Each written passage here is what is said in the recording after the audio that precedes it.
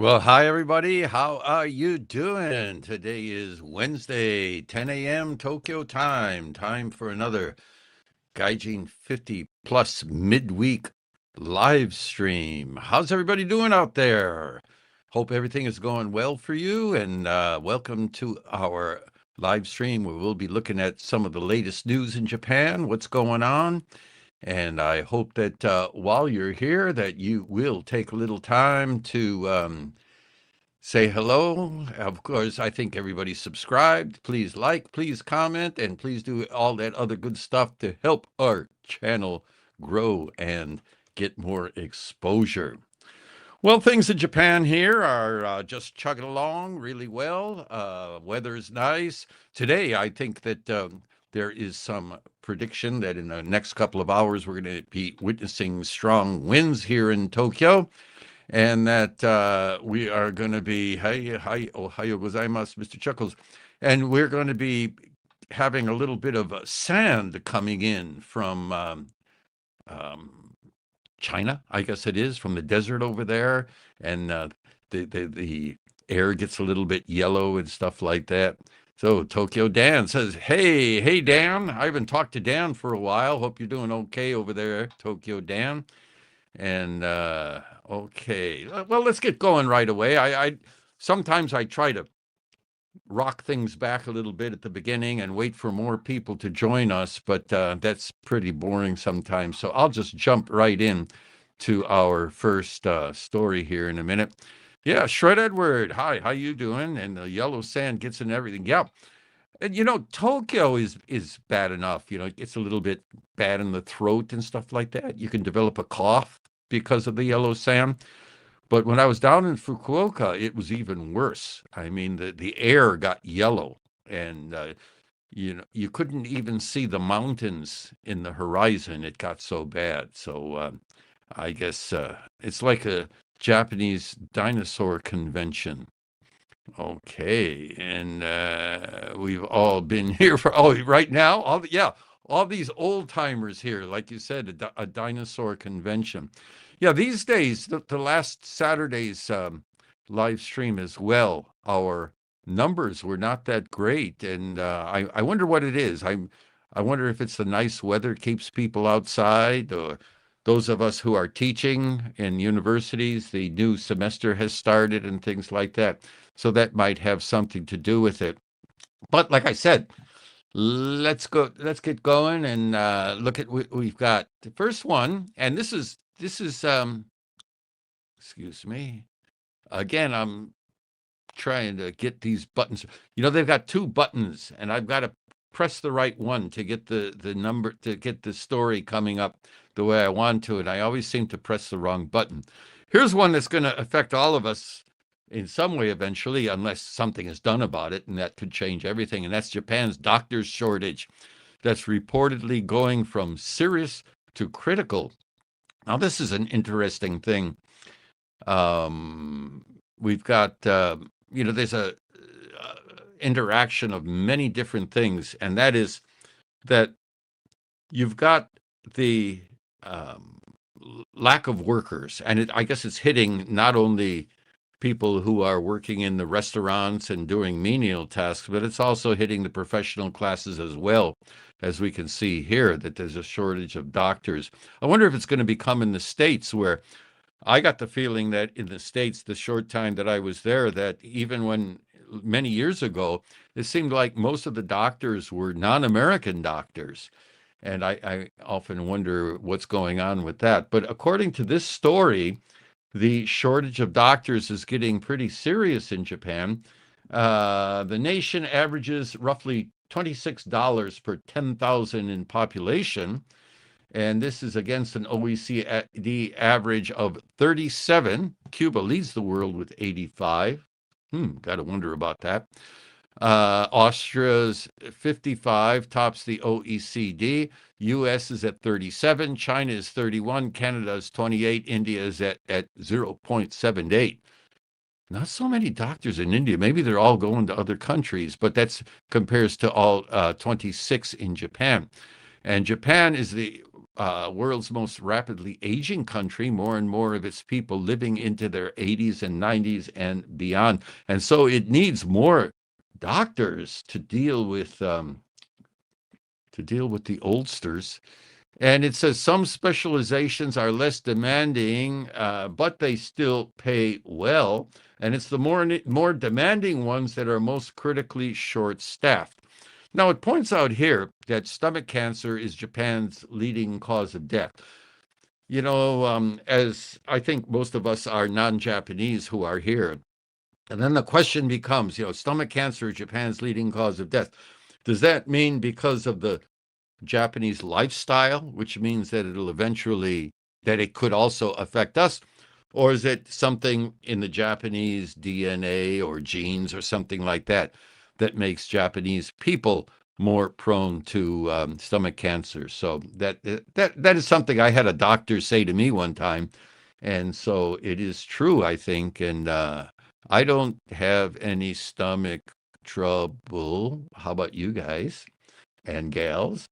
And the Professional Association of Gastrointestinal Surgeons, the number of practitioners is projected to decline 26% by 2033 and 50% by 2043. Wow. And it says heart surgery faces the same challenges. And they relate that in Shizuoka Prefecture, more than 30% of private clinics have closed down because there's no one to take over from the clinic's retiring doctors. Wow, that's pretty bad. There's a story up here that I didn't highlight, but it says a certain hospital had a patient that required emergency aorta bypass surgery and was brought to a clinic at 10 a.m. or a hospital at 10 a.m., but couldn't be treated until 2 p.m., and that person passed away because it took so long. Cities are where the action is, or it seems to be. So the people seem to want to go to the cities, but it says that rural hospitals offer pay that is offer 1.5 times what city hospitals pay, 50% more in rural hospitals. And still, they strain to meet their staffing needs, coming up short all the same. Boy, doesn't that seem strange? If I was a doctor, don't you think that it would be better living out in the countryside where you can enjoy life a little bit better, and where the price of living is the same, and they pay 1.5 times higher? Boy, I think I'd be tempted, wouldn't you? But I wonder why not. Oddly enough, though, it is not the rural prefectures that suffer doctor shortage most acutely. On the contrary, the national worst three in terms of doctors per 100,000 population are Saitama, Ibaraki, and Chiba, all relatively close to Tokyo, at 189, 198, and 213, respectively, against a national average of 267. All three in Greater Tokyo's orbit. That's kind of understandable.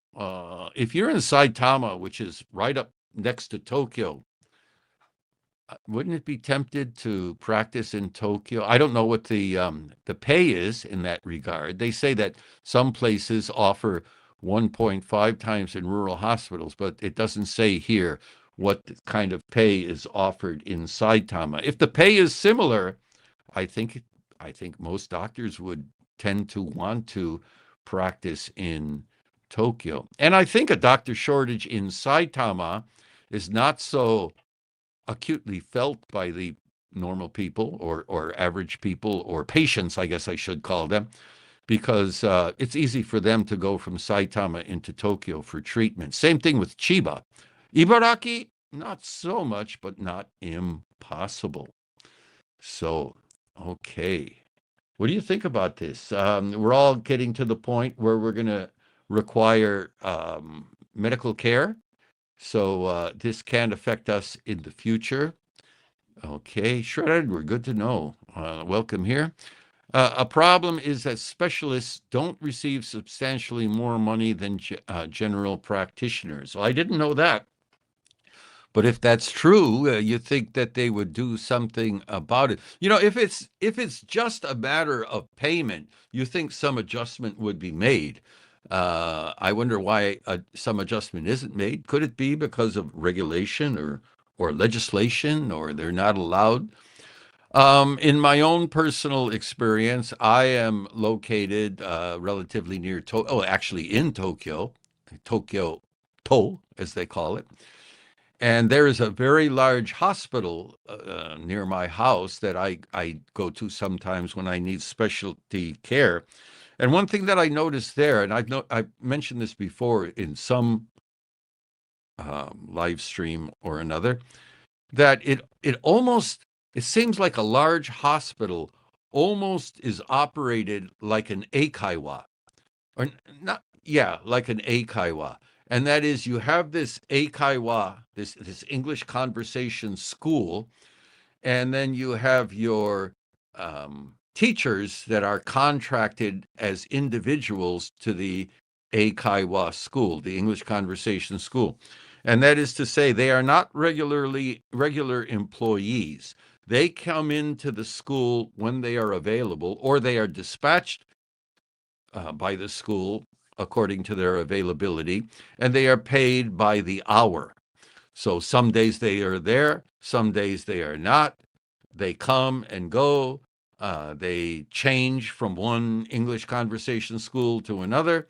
And it seems to be that way in the hospital. It seems that the doctors come in according to their availability, and that they are employed on an availability basis and paid by the hour the number of hours that they spend at the hospital. And that's why I find that you go to see a doctor, you get comfortable with that doctor, and the doctors tell you, "Oh, well, I'm not here anymore from next month."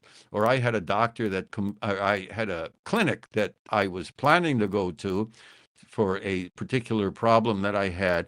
But by the time I got around to going there, that what should I say? It's not really a department, but that kind of specialty disappeared from that clinic, I guess because they didn't have doctors to staff. And the doctors that staffed that specialty when I was thinking of going there were only there like 2 days a week or 3 days a week, and only in the morning or early in the afternoon. So you had to time yourself accordingly. And then all of a sudden that specialty disappeared entirely. So it's a little bit confusing. I don't know if this is true in other countries, if everybody has an experience in another country and would like to enlighten us.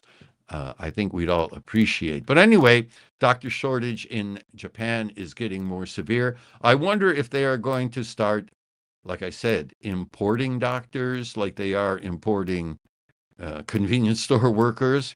And that is one way that they could solve the staffing problem. Will Japanese people be comfortable with something like that? Will advances in AI and wearable devices that can immediately, real time, translate spoken word between a doctor and a patient?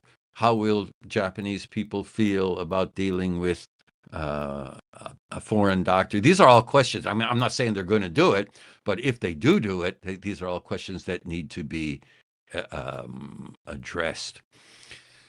It sounds a little bit like China. Hi, Lisa. Lisa's currently in China. It sounds a little bit like China. They have specialist doctors coming in once a week. Yeah.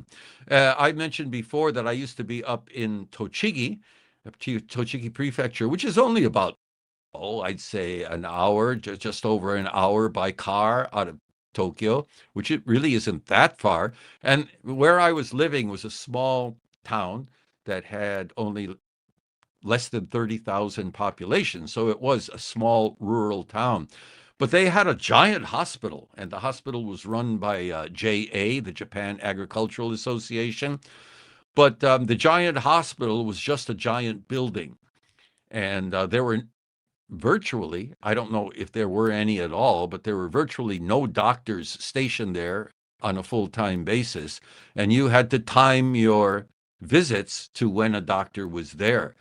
And if you went to hospital when there was no doctor there, you were just out of luck. There was nobody. So uh, it it behooved you to become sick or have a problem when the doctor was there. Robot doctors are our future. Could be, could very well be. How about remote doctors? I've noticed that there is a movement towards that already, where you log into a site and tell the doctor your problems, and the doctor gives you advice. That might be good for general practitioners, or like colds, when you just have a cold or something like that. But for the more serious diseases, I don't know. And there is talk. I've seen talk. I don't know if it's available in Japan or how widely it's available in other countries, even that they can do surgery using certain kind of robotic hands, and they could perform surgery where the doctor is located remotely from the patient. And that's an interesting concept. I don't know how much it will be implemented. I have seen online and advertised in Japanese, and I don't know if it's any good or if it's a scam even, but I have seen ads in Japanese for remote doctor services, whereas, like I said, you log in and the doctor can even prescribe medicine over the internet or online.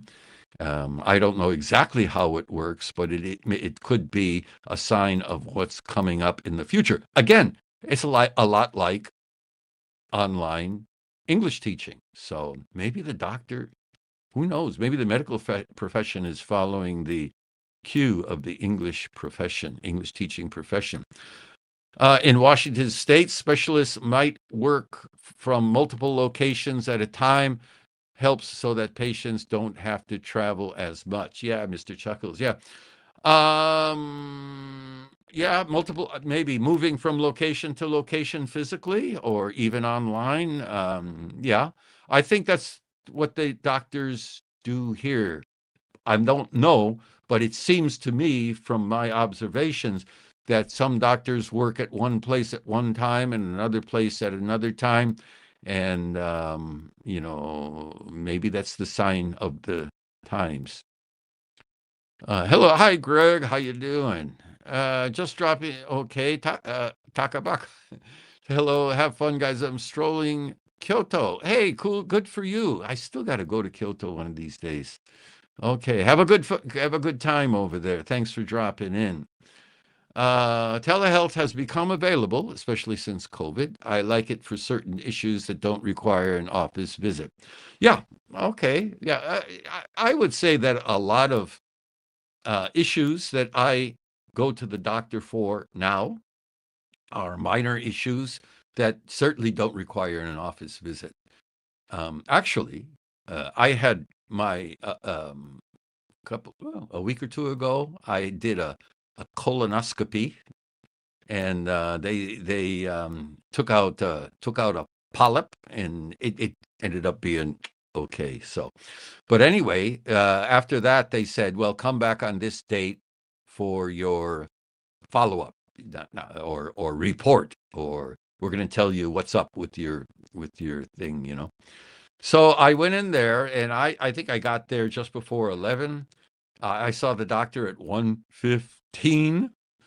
So I was sitting there for a long time waiting to see the doctor. And that particular hospital for those kind of things it's always a long wait. And my visit with the doctor was, I'd say a minute, where the doctors came, saw me and said, okay, fine, come in another couple years and all this kind of stuff. But yeah, that could certainly have been done online, but we'll see how that goes here. Remote surgery using something like a Da Vinci surgical system have been around. My cousin had surgery in Wakayama with a surgeon in another location. Okay, Greg, thanks for letting us know. I know, like I said, I know that has been talked about and may become a thing in the future. Thanks for letting us know that firsthand that it is being used, and I hope it is a good development. In 2024, that's adventures. I traveled around to check out hospitals that were equipped to handle my daughter's spina bifida because most of the rural hospitals only cater to older folks. Wow, that must be a condition that it's hard to find a specialist to take care of. I hope you did find something. I don't know how much would be available in the rural area, but good luck to you there. All right. Tokyo Dan says, my first line doctor is Chat GPT. There you go. All right. But remember, Chat GPT, go hallucinates, what is it, 10%, 20% of the time. So you got to be careful about that. I've lost my what shall I say, my fondness for Chat GPT of late. Though I will say Chat GPT is still good for certain chores. However, Chat GPT these days is not necessarily my default go-to AI. I won't go into detail unless you folks want to hear it. And if you do, please let me know. I wrote a book back in the day for foreigners communicating with Japanese doctors. Maybe there'll be more foreign doctors in the future. Well, that would be good. That would be a good book to have, a good reference to have. You ought to think about including that or converting that into an online reference or an app. That would be really valuable, I think. A lot of times, even I, who have been here long and can handle myself in Japanese relatively well, sometimes the doctor will say something, bada boomba, and I'll say, what? Because it's hard to, it's a big long line of kanji that's hard to understand. So that would be a good resource. Okay. Most doctors here in the States have a telehealth option unless you need tests or procedures done. Okay, all right. It makes sense. The United States tends to charge ahead with those kind of things. Japan a little bit slower, but as Greg told us, the remote surgery is available. So, and I have seen advertisements for telehealth, especially doctor visits. My mother-in-law has to go to Ishigaki every month or so to see her doctors, some sort of stomach pancreas issue. Well, is that a long commute? Yeah, when I was actually, well, I won't go into that. It would be, I used to go from Fukuoka, I used to come up to Tokyo for a check that I had to do every 6 months to 1 year. And I had a doctor. I liked the doctor. I was satisfied with the doctor. So I'd come up and see him and visit friends while I was here, like once every 6 months. I think it was once a year. So there's that too. Yeah, actually, Japan has a ton of neurosurgeons, not so many pediatric departments anymore. Bing bong, that's correct. And in fact, there were some scandalous news reports some time ago. I think it was probably in the 1990s or early 2000s, if I remember correctly. If somebody else remembers, set me straight, where there would be pregnant women, who would run into an emergency, call the ambulance. The ambulance would come pick them up and ride from hospital to hospital, contacting the hospital. I've got this woman with this kind of problem. We want to bring her in, and have hospitals refuse. They say, well, we don't have anybody to handle that. And there were actual reports of women and other people passing away inside an ambulance because the ambulance emergency personnel couldn't find a hospital that was willing to take this person. It was pretty terrible. I haven't heard that kind of story recently, but there used to be quite a few of them in the not too distant past. Tokyo Dan, my usual internal medicine clinic is next to me. Good way to live at our age. My eye doctor is on the second floor of that same clinic. Even better. I drop off my cards at the door 1 hour before they open. I never have to wait. Well, lucky you. I have always said that I would like to retire in a mansion in the Tokyo area next door to a medical facility. Looks like you're living the dream living my dream at least. Okay. About 40 minutes each way by ferry. Got to get on a boat. Wow, pretty harsh, but 40 minutes, okay. In Tokyo, you got to get on the train sometimes and ride for 40 minutes to an hour to get to somewhere. So 40 minutes is not that bad. I like my healthcare group as my doctor and specialists all work within the same medical health organization. Good. Again, that's a good situation to have. Everything is managed through an app called My Chart, which organizes everything nicely. Well, that's good. The one thing that I find is not a problem, but a kind of inconvenient irritation kind of thing is every time maybe this is everywhere too. So if I'm complaining about something that I shouldn't be complaining about, I'm sure I'll find out about it. But anyway, there's this, every time you go to a doctor for the first time, you have to fill out this paper and they issue you a card. So I've got a stack of cards from different doctors. And some doctors you don't need for a long time, like an eye doctor or something like that. So then, okay, I got to go see the doctor again. And I've got to search through this big stack of cards to find the card that they issued me 3 years ago and stuff like that. And that's a little bit of a pain. I wish they would they would come up with a way that I want, but yeah, if there would be a way to standardize all these cards into one would be really cool. Telehealth is such a dystopian term, but I'm guessing we'll see teleclass in the near future, putting me out of work. I know I had to record lectures during COVID. Yeah, COVID sure made teleclass feasible.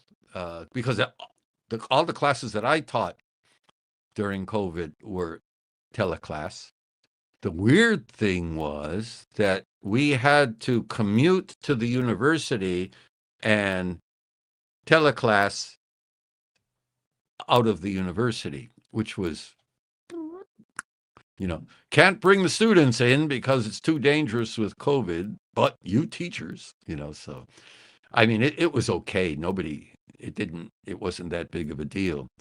But yeah, tele everything. But as you know, I'm sure Shred Edward and any other teachers that online classes are way different from in-person classes. There's just something lacking with online classes, though they are possible.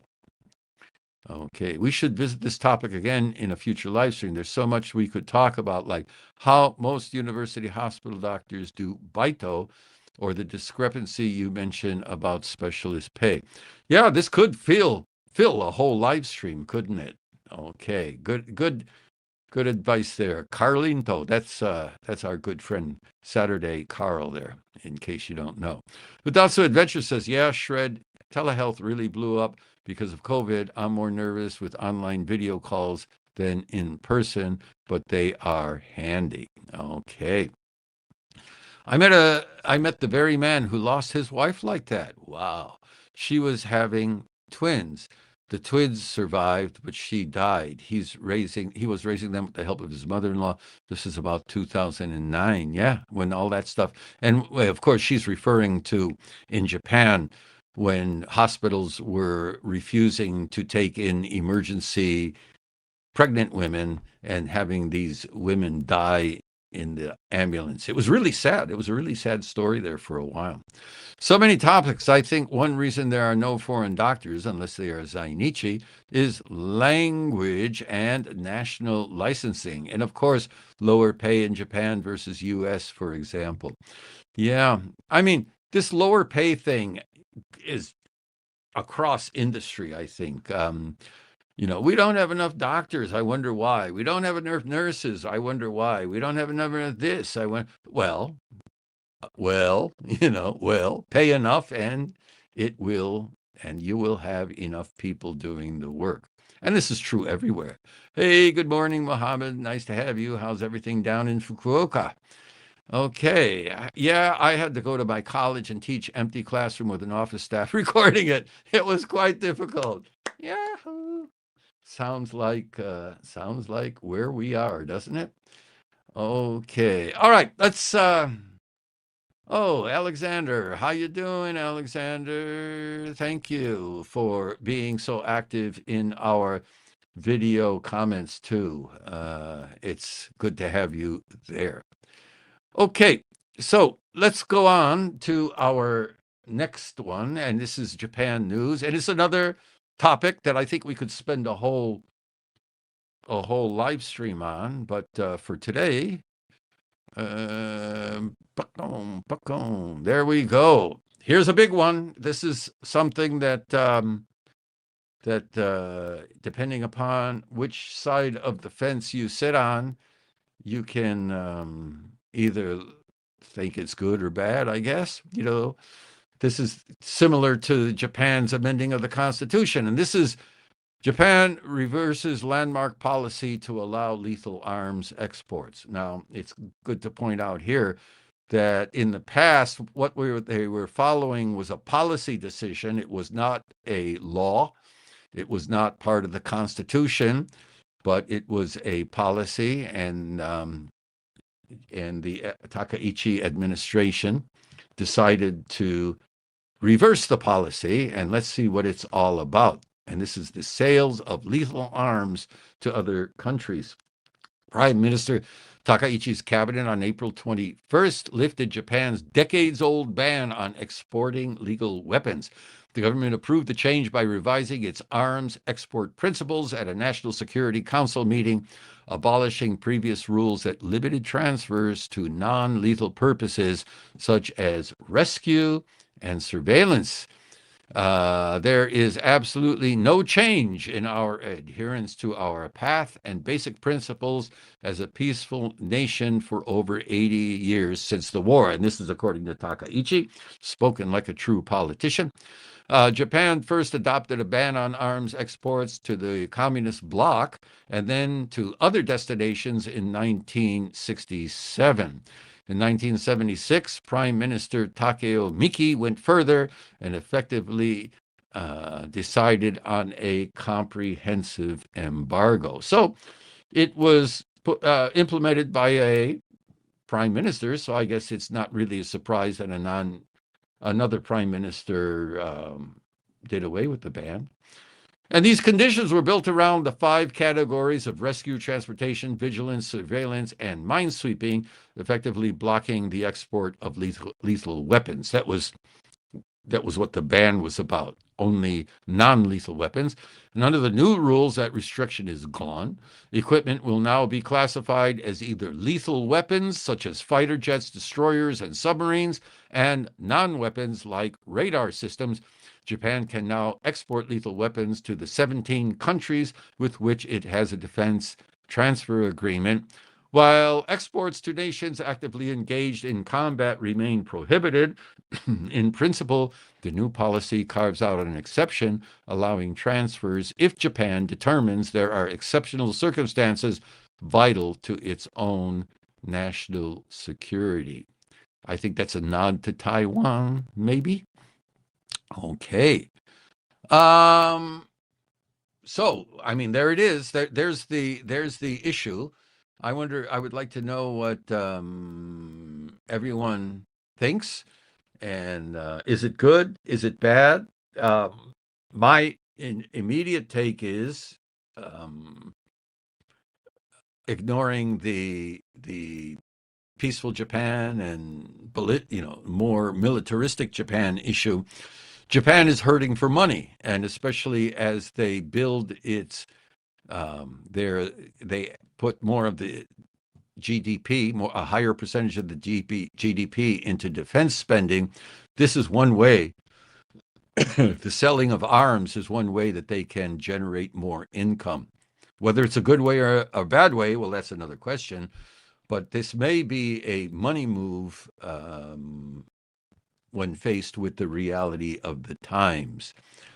Shred Edward, is it right there? And he said, I would argue that this is against the pacifist position of the Constitution. It could be taken that way. It sure can. But then again, Okay, let me in a related story. In a related story.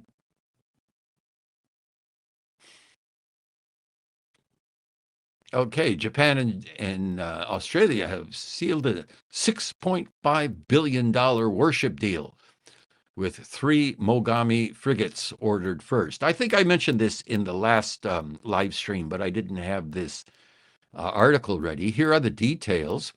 And they said Australia and Japan signed contracts on Saturday to deliver the first of 10 of a first three, excuse me, the first three of a $10 billion Australian dollar, 6.5 US billion dollar fleet of Japan designed warships, with the first due for delivery in 3 years. Mitsubishi Heavy Industries will build the first three Mogami class frigates in Japan, and Australia plans to build another 8 in a shipyard in Western Australia. The Japanese designated fleet will replace Australia's aging Anzac-class frigates that are considered increasingly vulnerable to modern missile and drone attack. Koizumi said a decisive factor in Australia choosing the Japan frigate was that it could be operated with just 90 personnel, which is around half of Australia's current Anzac class version. So they cut the number of required sailors in half. And that's related to what I just said. This is already they signed a deal, and it's bringing in 6.5 billion US dollars to the Japanese coffers, which is not bad. So that's part of the arms thing. So I'll open it up to you.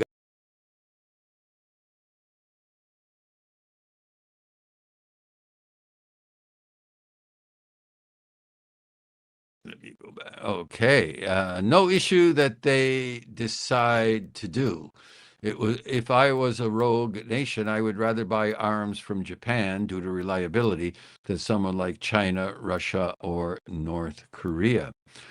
Okay, yeah, made in Japan quality.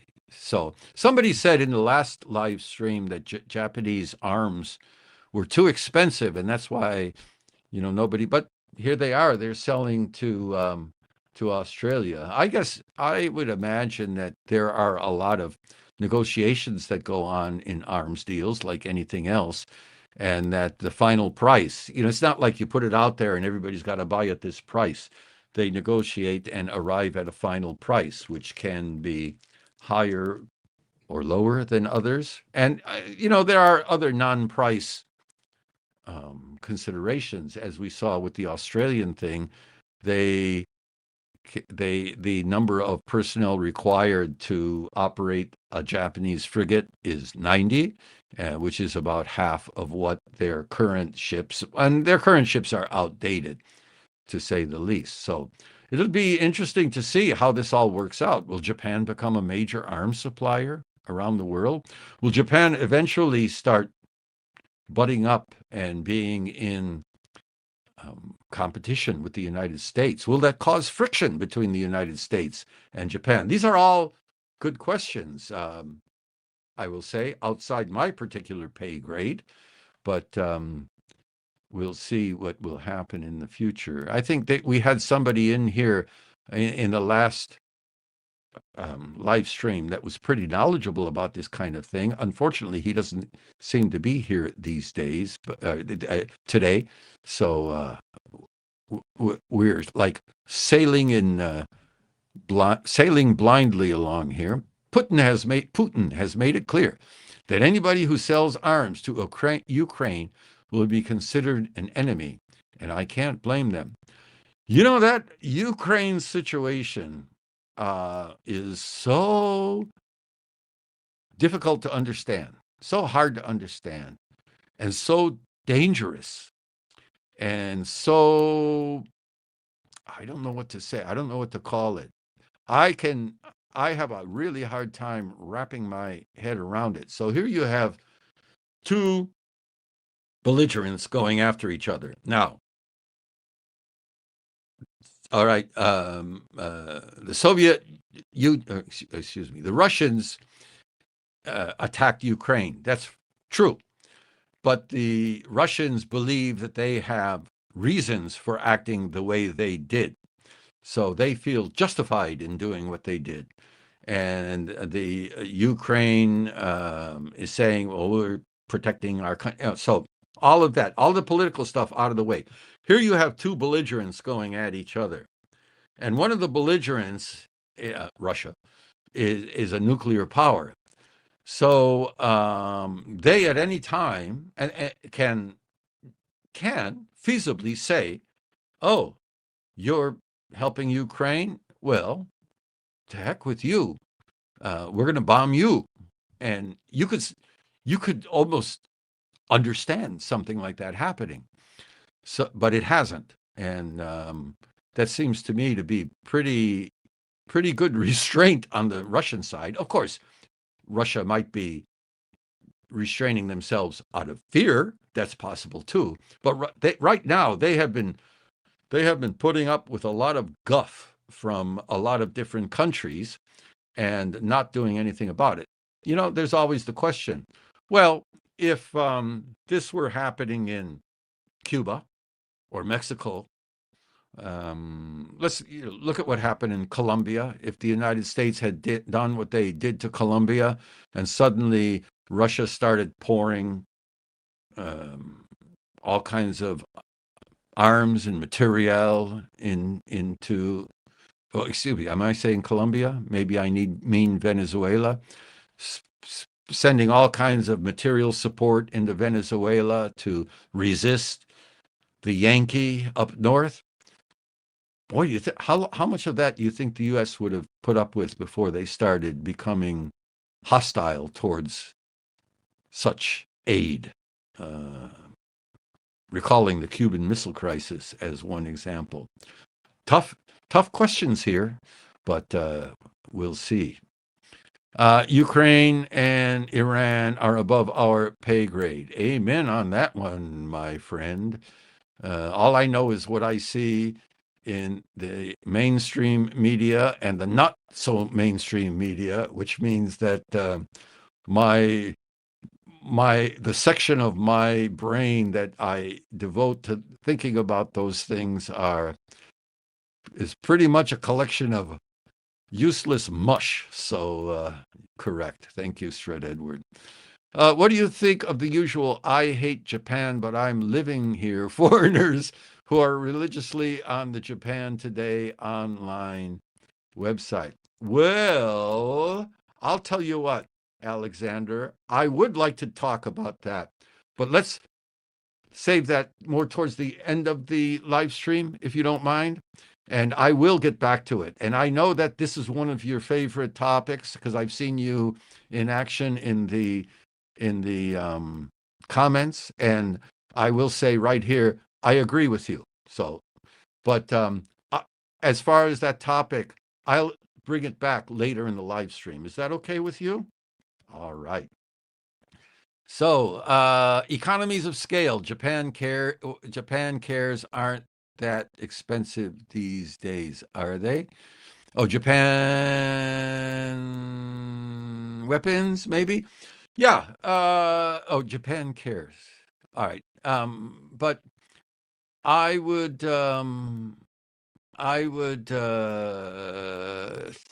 think that Japan might be able to become a major arms, if not a major, a very big arms exporter, and I think they could earn a lot of money that way because of the Japanese reputation for quality and the Japanese reputation as a high-tech hub.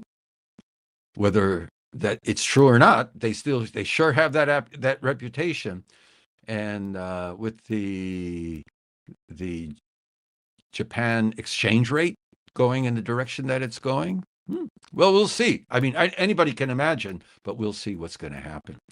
I have just about had it with the headlines coming from home about the events there.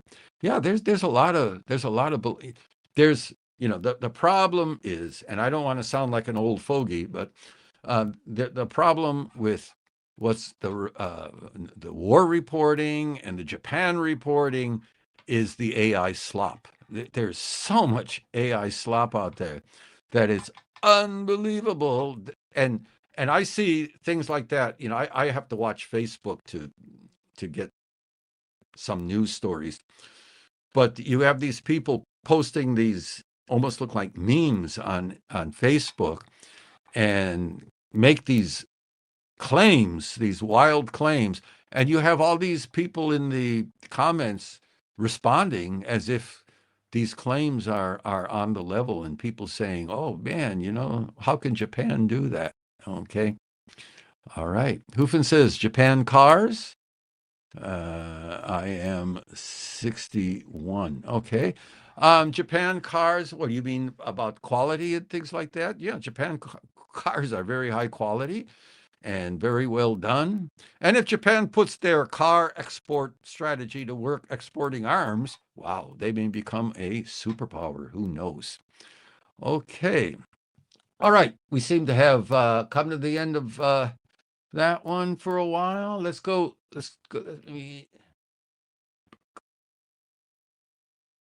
All right, I've got one that's a little bit. It's more Japan stuff. A little bit lighter than. Well,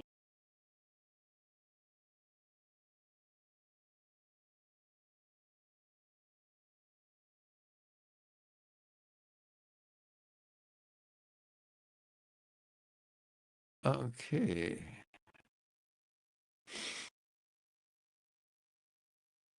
Sorry about all this. As I've mentioned before, the screen that I'm working off of has all of these different things, and I got to click the right one. Click the wrong one, and we get what's going on now. Japan extends financial support to teach foreigners local rules. And in fact, I've got two related stories on this. We'll do the general one here. The Japanese government has begun financially supporting municipalities' efforts to help foreign residents better understand local community rules as part of a broader government push to promote a well-ordered coexistence with foreigners. And all of us long-term residents, I'm sure you know what rules they're going to be teaching. Ta-da, ta-da. Programs teaching garbage separation rules. So important in Japan. And Japanese language. All right, that's a good one. Promoting Japanese language, good for you. As well as promoting participation in neighborhood associations. Now that one, I don't know about that one, Okay. So, first of all, it's interesting that the very first thing that they mention is garbage separation rules. But as we know, garbage separation rules are so talked about here. And that's one of the things that whenever gaijins living in Japan are brought up, that always comes up, garbage separation rules. So now that they're going to start teaching it, which is good in a way. The next story that I'm going to be doing, which is related to this one, also mentions something about community rules, but we'll get into that. Japanese language, like I said, hey, way to go. Japanese language can go a long way to make people get together, help people get together. Participation in local neighborhood associations. I wonder about that. Do you think, those of you who have been here a long time, participation in neighborhood associations is a positive thing? I say this because participation in neighborhood associations, I have found in the past to be very frustrating and sometimes infuriating to deal with, because since it's a neighborhood association where everybody gets together, everybody's got an opinion, and everybody's opinion is treated equally, no matter how good or how bad they are. And the neighborhood associations, like I said, can be, and some neighborhood associations are nothing more than eating and drinking societies. So, and there's that too. But as far as getting along, getting together with the people in the neighborhood and being sociable, yeah, maybe that's good.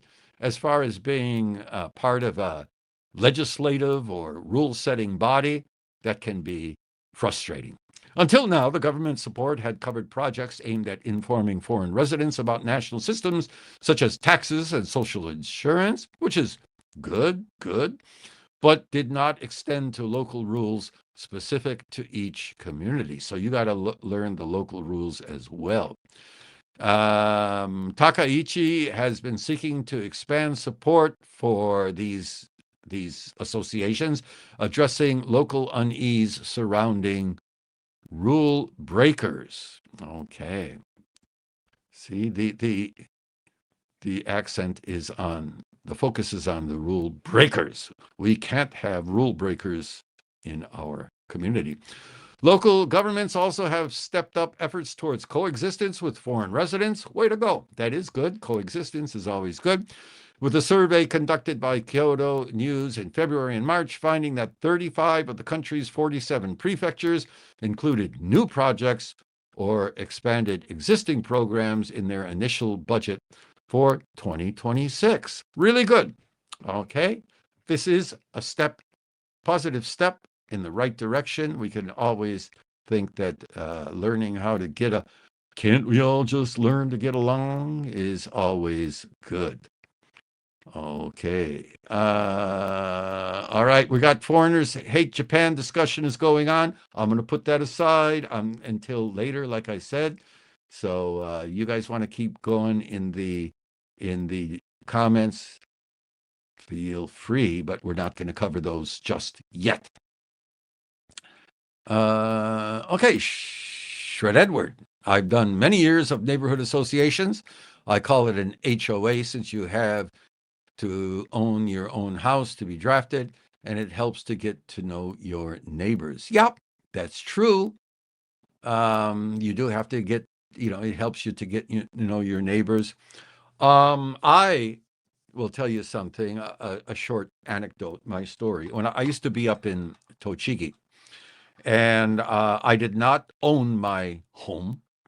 I was renting, but I was crazy about golf in those days. And I lived up there because I wanted to play golf as much as I could. Instead of driving 160 kilometers one way, I rented a place, and the internet and email had become well established. So I was able to do my translation business in Tochigi online and play golf to my heart's content, and run into Tokyo whenever necessary. Now, as you said, since I didn't own my own home, I didn't have to be part of the neighborhood association, and that meant I didn't have to like they had this rotating job. Every so many months, one of the people of the association was appointed to be in charge of a certain block, and they had to go around and collect the monthly fee, and they had to go pass out flyers and stuff like that. But I didn't have to do that since I was a non-homeowner. And then one day, after I had been there for a couple of years, they came in and rang my bell, and they said, well, you don't own this place, but you're here a lot. So we want you to take your turn doing this extra work. And I pushed back. I said, well, I came here because, not to just hang out in this besso, this summer house. I came here. I'm also working. So it's not good for me to do that. And they said, well, you're here more than half the year, so you should take your turn. And I told them, okay, I'll adjust my life so I'm not here for more than half a year. And I never did. I never did take that on. And I really didn't like that I was asked to do so, even though I was pretty friendly and active in social events in the neighborhood. I didn't want to be put to work for the neighborhood association. Whether that was true or not, well, I mean, whether that I was right in feeling that way or not is another question. Lisa says that international association relation groups are good to belong to. They teach Japanese and have social events. There you go. Yeah. Yeah, I think it's really good to become friendly inside your neighborhood. And by friendly, I mean have social contact and be seen as a normal person and not as a strange visitor from another planet. Okay, that's a skip. Okay. Sorry about this. I have to get through these comments that we're going to put off until later. And Japanese don't ask much. In reality, they are pretty tolerant as long as the respect is mutual. Agree with you 100%. Agree with you 100%. When I was up in Tochigi, when I first went there, like I said, I was living in a small town, less than 30,000 people. And for example, when I would go to the local supermarket, the people who are doing the checkout were running thing past the scanner. But I would go there and put my stuff down, and they would put their head down, and people would be trying to ignore me. And I found out that if I just said something in Japanese, so, even a simple thing, oh, isogashi desu ne, kyou wa isogashi desu, and they saw that I could speak Japanese, it would be like opening floodgates. And if you take the initiative to show respect and show some knowledge of the language and show some interest in the people around you, it will be reciprocated, in my humble opinion. Right. Oh, there you go. Somebody did something. I don't know if you really did that, but my favorite was being a volunteer fireman. Were you? That is so cool. We basically got together 3 times a year and got drunk on the community dime. Yeah, there's a lot of community associations and gatherings like that. You show up and there's a tub of beer in the corner, and yeah, but you know that's a little bit of social grease to the social machine. Okay. Uh-oh, Pope came on. Well, thanks for being with us, Hufanoji, and enjoy your time with the Pope, right? Dominus vobiscum and all that kind of stuff. The Pope can. All right, let's be careful there, right? No sacrilege here on Gaijin 50 plus. And Lisa Edwards says, you're right. The same is here in Japan. If you speak a bit of Chinese, it really breaks the ice. Yeah, because I think even in Japan, even in Tokyo, an international city of Tokyo, the first reaction when they see a Gaijin face is, you know, does this person speak Japanese? I went on the way home yesterday. I came home late. I knew my wife wasn't there, and so on the way home, I stopped and got a Burger King. They've got a really good Burger King smoked fried chicken sandwich. If you haven't tried it, really good stuff. I got a smoked fried chicken sandwich from Burger King and a little pack of onion rings. Love those Burger King onion rings. This is not a commercial, by the way, so don't skip it. It's just my opinion. So I went in there, and there were 3 or 4 staff people behind the counter, and they're doing their stuff, and of course, various people at their tables eating, and various people waiting to pick up their order in front of the big TV screen, and me too. And all of us are doing the old big city Tokyo thing, that is making an effort to ignore each other or avoid eye contact and look sufficiently bored with life and all that kind of thing. And there was, these people behind the counter, they're coldly stuffing things into bags and stuff like that. And this young lady, my number popped up, and I walked up, and this young lady had packed my stuff into a paper bag, and she grabbed the plastic bag, the so-called Reggie Pukuro, and she's about to stuff the paper in there. And I said, sono mama de desu yo, which means I'll take it like that, or as it is, without a plastic bag. And she went from totally bored, non-feeling, big city bad eye. Her face lit up. She became a happy, pleasant, good-looking young lady in a split second, just because I spoke some Japanese. And she's, I'll take you, and it was really nice. And it's, which I have always found to be the magic pill whenever you're dealing in public with Japanese people. Show a little respect, show a smiling face, and speak a little Japanese, and you'll be in good shape. The same everywhere. If you can't communicate with the locals, you really can't become friends. Absolutely. Everybody can agree to that. And I've always appreciated that when you know a few basic words or terms, it's always appreciated no matter where you travel. That's true, isn't it? Isn't that true? Burger King. You sound like Homer Simpson there. Burger King. They opened up a franchise here in Nagano, and I absolutely love it. Even better than Moss Burger. Yeah, it's good. They opened up one near my house. I used to have to travel to get my Burger Kings, and they opened up one not too far from my house. And every time I go there, it's packed, absolutely packed. And I'll tell the story one more time if you've heard this already. It's a story about when I went back to the States, and I was I think it was LA airport. I had a layover. I was with my wife, and I saw a Burger King. And I said to my wife, "Oh, the real deal. Now I can eat. It's like a Japanese person coming back to Japan and wanting to eat sushi after eating all that fake shit stuff, all that fake stuff for all those years." So I thought Burger King, and I went there and I bought a Burger King and onion rings. Same, that's my go-to combi there.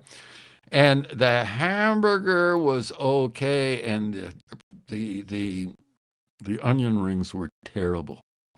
They tasted like it was one of those things that they do, where they ship a food like potatoes or onion rings as a kind of slurry, and then form them locally and then fried.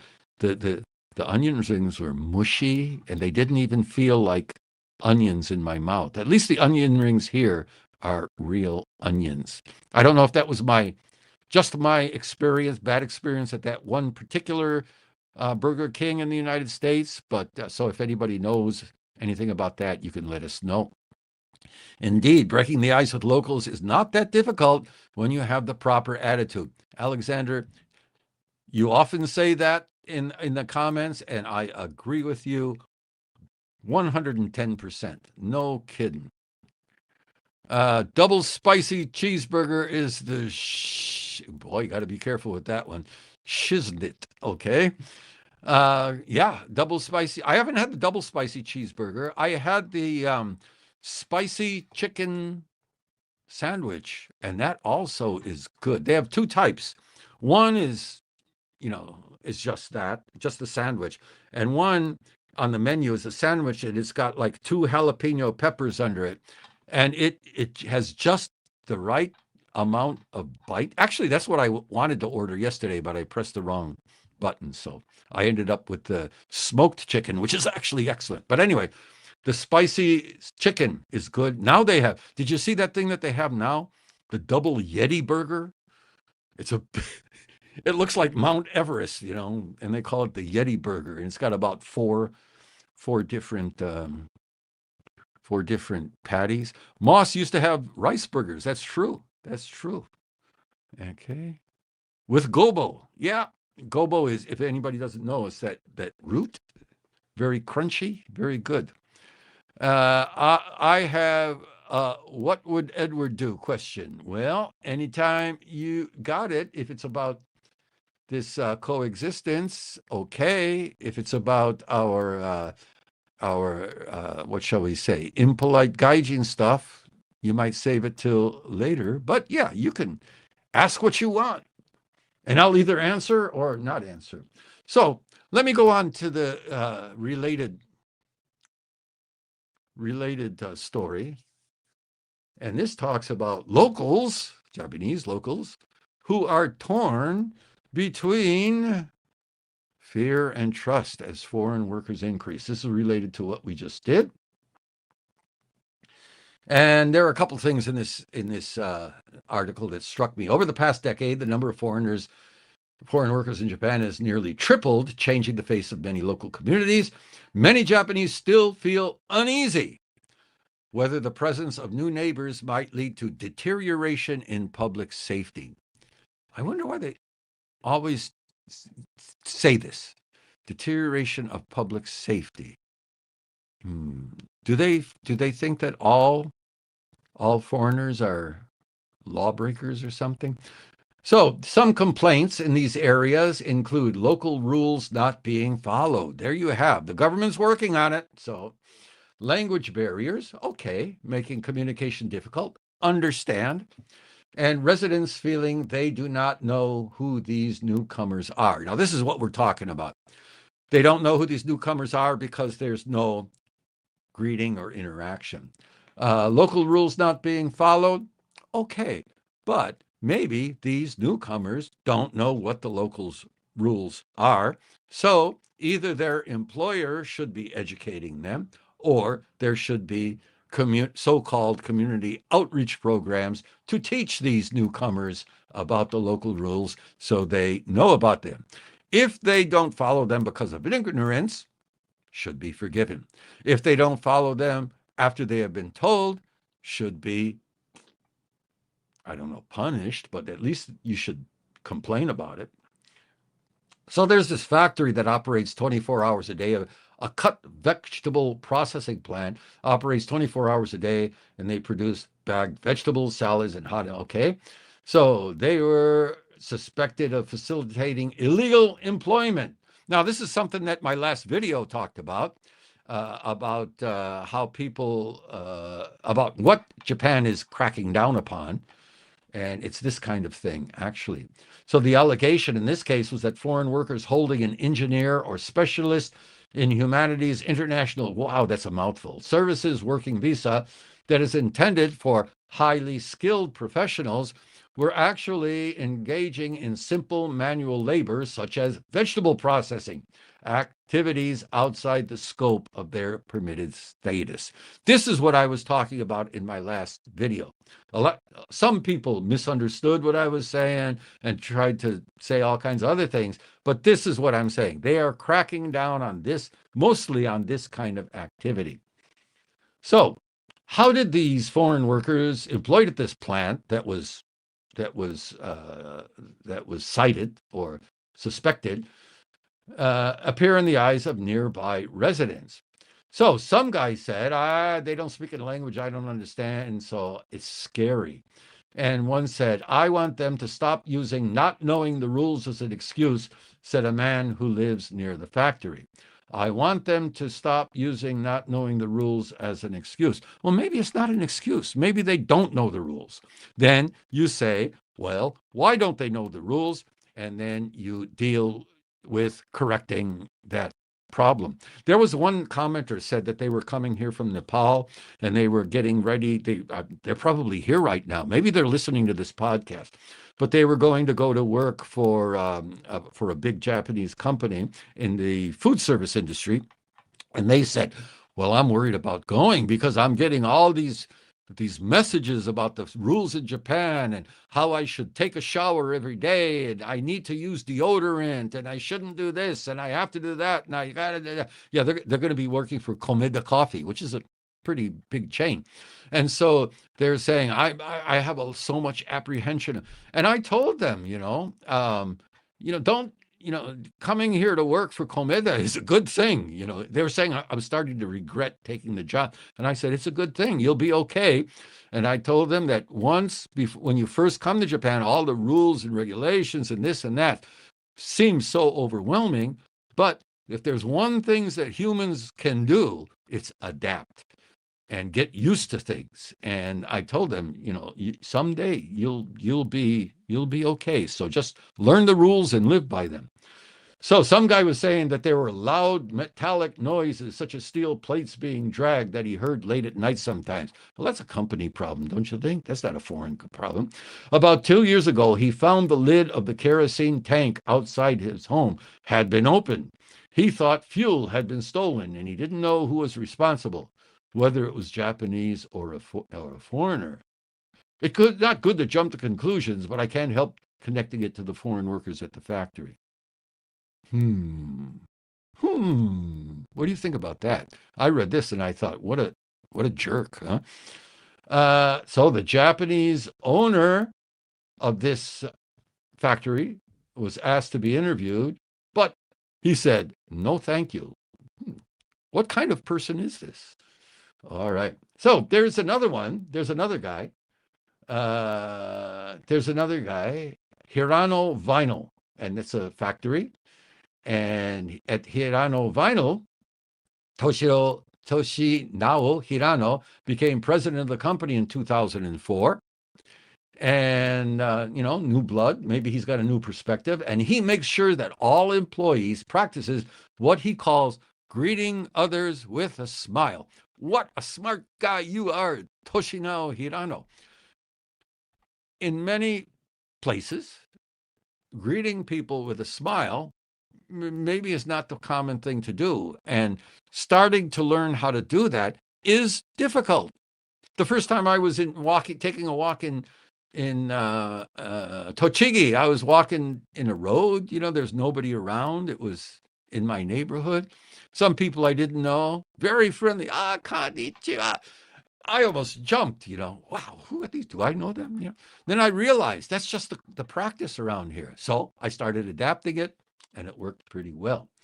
And a 62-year-old man who lives near Hirano Vinyl said, they always greet me, so they're easier to deal with than some Japanese people around here. Isn't that a good remark? So the man said his crops were once stolen from his field. The culprit has never been identified. And he said at the very least, there was no way the people at Mr. Hirano's company would do something like that. And so Hirano says he believes it's companies and Japanese people that play the role of connecting foreign workers with the local communities. Way to go, Hirano-san. Isn't that great? It's not just putting all the load or all the responsibility on the foreigners, but also on the Japanese people. Oh, there's another one. They said there was a complaint that employees at Hirano's place were being too loud while chatting outside at night. Hirano called the workers together, confirmed what had happened, cautioned them, and Hirano apologized directly to the residents. Here is if anybody's wondering how to overcome the problems between foreigners and Japanese, should read this or go talk to Hirano. This is so good. Very, very good. Okay, we got a bunch of, we got off the spicy cheeseburgers and all of that. So the Yeti burger is back. I know they have had a 1-pounder. I got it once and it took me 2 days to eat. Yeah. If you want to get really discouraged, after you eat one of these Yeti burgers or 1-pounders, look up the amount of calories you just consumed, like for a day and a half of calories. So do it after you eat. If you do it before you eat, it might put you off. So it's off topic. Okay, Ednoy, save it to the end. We'll have an open discussion then. They worry about deterioration in public safety because of social media, which blasts these crazy, violent foreigners. The problem is that similar videos of Japanese going crazy are almost non-existent. Yes, and they do. do. And a lot of Japanese people don't believe that they do. I don't know. I don't know how to say that and be careful at the same time. We'll talk about it at the end of the show. These days, with old home being replaced by new homes and new neighbors, no one knows who their neighbors are, even though they are Japanese. The community feeling is dying off in the suburbs. Yeah, as it has in the United States. In the United States, they say that the suburbs, because of their very wide streets and the amount of space between houses, have killed off the sense of community among residents. A little late for this comment. In some neighborhood associations, they'll charge an extra fee if you're not able to help out physically. There you go. You know, I said to my wife at that time when they were pushing me to put in man hours, I told them I'll pay extra, if they just leave me alone. Unfortunately, leaving people alone is not in the DNA of certain people. All right. I had to be a kumicho, neighborhood leader. That's what it was last year. And I would have gladly paid to get out of that. Check into it. They might let you, right? But if you do, there will be murmuring about that old Shred Edward gaijin. Behind my house is a big baseball stadium. I know that one. When high school teams play, the players are out early cleaning up litter around the outside of the stadium. When I walk by, they take off their caps and bow. Yeah. High school baseball players in Japan, serious high school baseball players in Japan are subjected to very strict and tough training, which is, as I think many of us all know in our generation, does a young man good. They actually have large signs in my era advertising people to smile. The Fukushi Center pays for the signs. Good for your Fukushi Center there, Ednoy. A smile goes a long way. Even, I won't quote that. That's one of my favorite quotes, and greet me even though I'm a gaijin. Good. They're probably told to do that, which is good. I'm not sure that is a good idea. Okay. Play like you're dumb and crazy, and you'll probably get out of being a community leader. Yeah. Act demented. I couldn't do that because I have a Japanese wife. There's that too. I got that just the other day. I was having a hard time with a certain person in my social circle. And sometimes I'll say things to my wife, I should do this. And I'm not going to do it because, I've lived here long enough. But I'll tell you what my wife said in this regard. This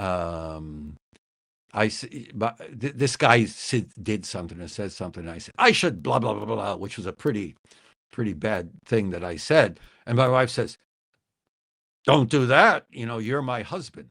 So that was her concern. Not that I wanted to do that, but I was her husband, and she's in the same social circle, and my actions have a direct effect on her. And we all know we have to keep that social wa is very, very important. And I do. And I make a great effort to, even when I don't want to. Okay. All righty, Roo. All right.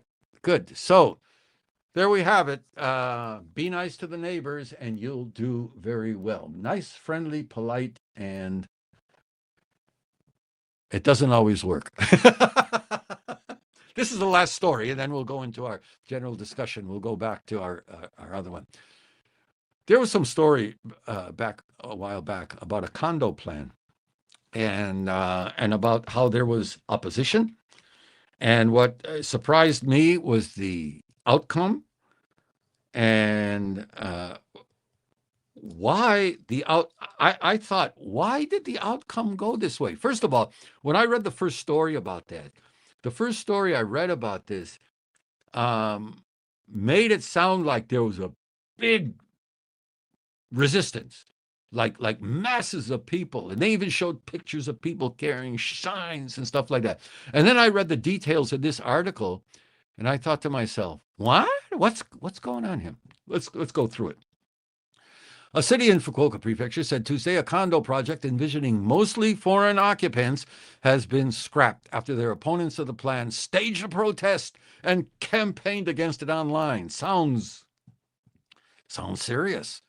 The condo development had told Asakura locals in 2024 that it estimated about 40% of the occupants would be from China and another 40% those from Hong Kong and Taiwan. So 80% Chinese heritage. While opposition was muted initially, it caught fire on the internet through anti-immigration slogans starting around last fall. Wow, sounds like a giant backlash. Let's read on, I hear everybody saying. The company owning the prospective site of the housing complex told the developer on April 14th that it had decided to go back to the drawing board with the plan. In an apparent bid to mollify opponents of the original plan, the developer said in October that it would sell condo units to anyone, regardless of nationality. But the property owner has since expressed reservations about providing the land for the project. Well, there you go. There's your community pressure. The property owner probably has to live in that area. So they said, well, I don't want people, throwing rocks at me every time I walk past. So here we go. Here's the demonstration. In December, about 60 people, that's 60 people hoisting the Hinomaru flag marched in the city center while chanting slogans such as Asakura City must protect the safety of its citizens. A local who organized the demonstration said roughly 1/3 of the protesters, that makes 20, were city residents, and many others came from outside the city as supporters. What do you think about this? 20 locals protested, and they killed the project. I found that to be shocking. A person close to the municipal government expressed disappointment that the city had become a prime target for people across the country who opposed immigration. Now, I don't know how many people were online complaining about this, but 20 locals. I found this to be pretty shocking. Okay. Shred Edward, good one.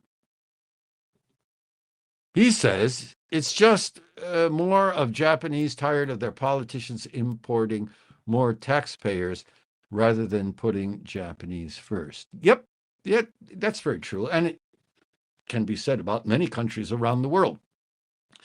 There is, Japan is saying we have to import more taxpayers, more social insurance payers, so we can keep our things well funded, and we have to keep our convenience stores running and keep our restaurants running and blah, blah, blah, blah, blah, blah. However, there is a second option, if you think about it. Importing more workers is not the only option. There is one more option, and that is managed decline. Japan could say, no, we're not importing more workers. We are going to manage our country and society in a way that the people who are living here now, of course, including Japanese and maybe a few foreign inputs, adapt to the realities of a smaller population. And that would mean getting younger people more interested in taking the jobs that are now being given to imported workers. This can be done by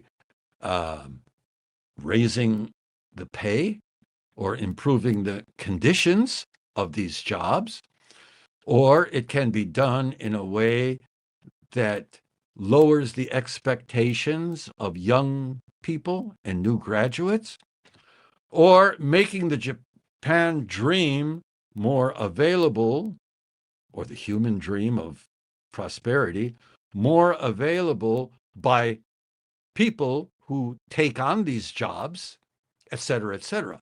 So managed decline is an option, not an easy option, maybe not an attractive option, because some people would have to suffer. But of course, the option that they're pursuing now causes certain people to suffer in a different way.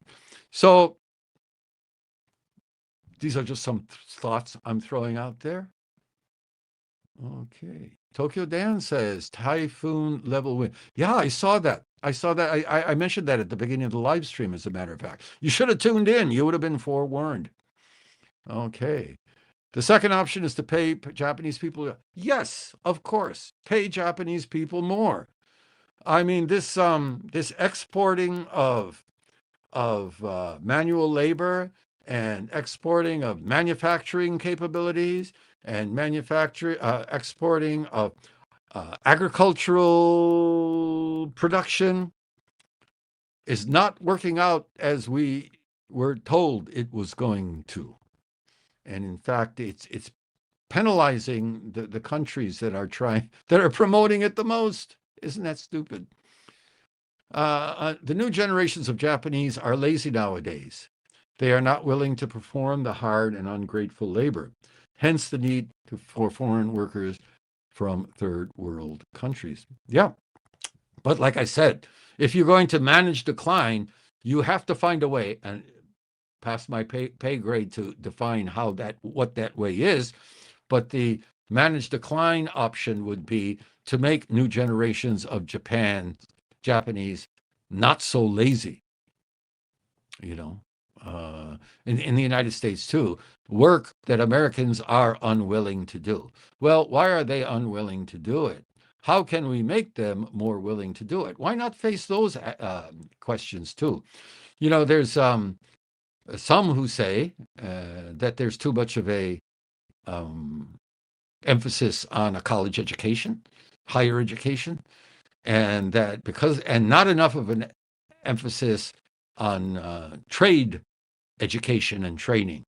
Whether that's true or not, I'm sure there are people with much more experience in that regard as I am, but there are many people who say that. And because of the emphasis on higher education, there's been a dilution of higher education and a dilution of the type of courses that are available. But these are tough questions being faced all over the world. Supply and demand is a law of economics. So when I hear politicians talk about needing foreign workers, it tells me they are either ignorant of economics and they don't care about Japanese people. I have to agree with that too. I agree with a lot of things, but that shows you how ignorant I am, maybe. But yeah. I mean, there is a demand and the supply is missing. So it's how you either dampen the demand or increase the supply. And they have decided, well, we're not going to dampen the demand. We'll just raise the supply by importing this supply of labor that triggers a wide range of social problems. Will it work? We'll see. I mean, what can we do besides give them the benefit of the doubt and sit here and hope for the best? But okay, nothing else. Are we going to go back to our general topic? Because there are some things I'd like to talk about. We're hitting an hour and a half. All right. Okay, let's go. Let's go back to that topic that was introduced by Alexander. And here it is. What do you think of the usual I hate Japan, but I am living here foreigners who are religiously on the Japan Today online website? Okay, good question. I will say that I am not on any kind of online discussion website except for my own. And that's because there are so many people that, number one, don't know what they're talking about. and that when you post something, they respond in a way that shows they didn't read, or they don't understand. They don't even understand what you said. So I'm trying to handle the comments as I'm talking to you, which this is why it seems I'm going off into the never land. I'm trying to find the old comments as I talk, and now I got to go back to the new. Okay. All right.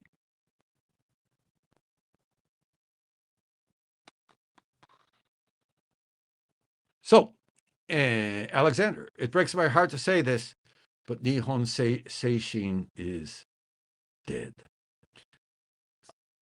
Maybe, but can it be revived? And we got to remember too. Like when I first got here, and I'm about to talk about this. This came at a good time. When I first got here, there was a lot of Nihon Seishin. There was a lot of pride in the country. There was a lot of people who were working hard for the sake and the good of Japan. Japan was building into it was just at the takeoff point of the great Japanese economic miracle that culminated with the bubble and its subsequent bursting, by the way. But when I first came here, people worked because they had a pride in their work. They were proud to be part of the Japanese salaryman army. And it was something to see. I was impressed, and I admired it. It was wonderful to see.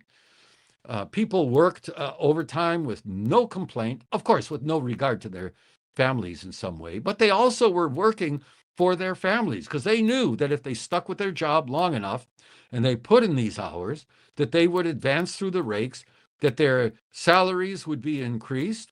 And in those days, there were a lot of labor union activities that got big boosts. They would get big fat bonuses, and this money, of course, would go to their family. It would buy the family car. It would get a big refrigerator, which in those days was a big deal. It would get that big color TV. Back in 1969 was when the big color TV boom. It was during the first Osaka World Fair, and the electronics companies jumped on this. Watch the World Fair in living color, and a lot of people bought TVs at that time, color TVs, and you could get that telephone, which was really expensive, and you could send your kid to college, and you could buy that house, and you could have a comfortable life. But now, look at these poor. I would hate to be a young person in Japan these days. What's the dream? What can they foresee in their future? Of course, some will work hard and succeed, but it's not as general as it used to be. I really liked. I have said in the past, and I've said it here on this channel. I really miss Showa Japan. Unfortunately, there were a lot of bad things that happened in Showa Japan, so I shouldn't use that expression. I would say I miss the 1960s, 70s Showa Japan that I experienced, because it was a great time. It was a wonderful time. The 80s and the 90s were phenomenal. Japanese were happy and positive. Yeah, you've mentioned this before, I saw, and you're correct. And the 80s and 90s were fun. And like I said, that was actually the culmination of the Japan that I moved into in the late 60s. And yeah, it was a happy country. And this is almost so trivial. Remember how well dressed everybody was in those days? Everybody had designer clothes and they were all new. Nobody wore old ratty looking clothes. Even their footwear was really beautiful and fashionable and chic, and not anymore. I joke with my wife sometimes. I sometimes think there's a contest in this country to see who can wear the ugliest footwear, but a lot different from the way it was back then. Well, when we got here, it was only 24 or 35 years after World War II. And that's like now compared to 2001, 2002, it seems like yesterday. Yeah. Yeah. Well, that's why I always said it too about the physical size of Japanese. When I got here, I felt like a giant, and I'm not that tall. I'm only like 5'10", but I felt like I was, wilt the stilt or something like that. And you never saw any overweight or fat Japanese people in those days ever. And I used to think, wow, Japanese are small in stature, but they're in good shape. It must be the great Japanese diet. And it was only after being here for a while that I realized it had less to do with the great Japanese diet than it did with malnutrition after World War II.